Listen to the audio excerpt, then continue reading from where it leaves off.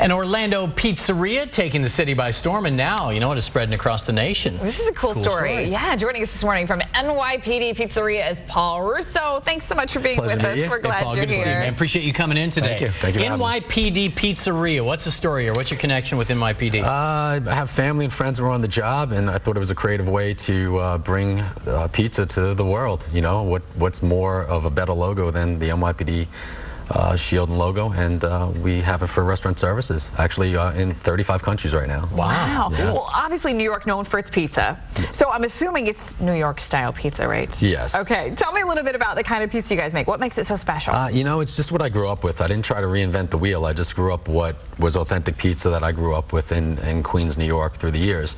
And when I moved to Orlando back in the early 90s, I noticed that there was not authentic pizza, and there was a lot of larger chains coming out that were succeeding, and I said, well, why can't this be duplicated? And a lot of people said it can't.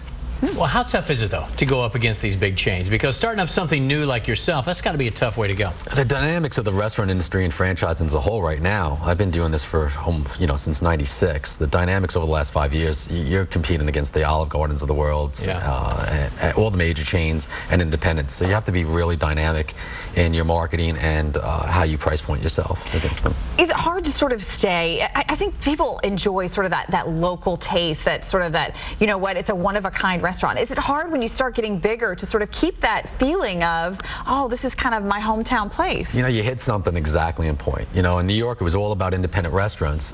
So one time when I went back up to visit my family, I saw a major chain in the middle of Times Square, and I said the dynamics of franchising in restaurants is changing.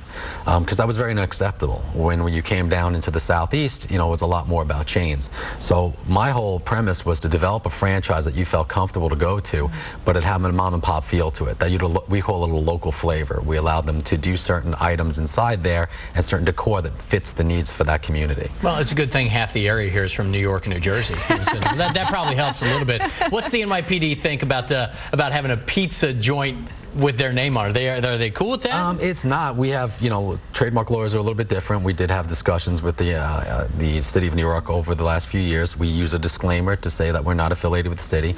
It's amazing the law enforcement support that we have that frequent our restaurants, from Orange County to OPD to wherever we may be. We just opened a new store up in the Villages yesterday, over the last few weeks. So I was there yesterday, and I had officers from that county come in and being very supportive. So it's an amazing, good thing. I bet. That's neat. Well, listen, congratulations to you on your expansion. It's a big deal, and Paul Russo, we appreciate it. And I'm going to come visit you guys. You're more than welcome all over town. What's you guys your have a website? It's www.nypdpizzeria.com. All right, sounds good. Put it up on ours as well. Thank you so much. Thank you very much.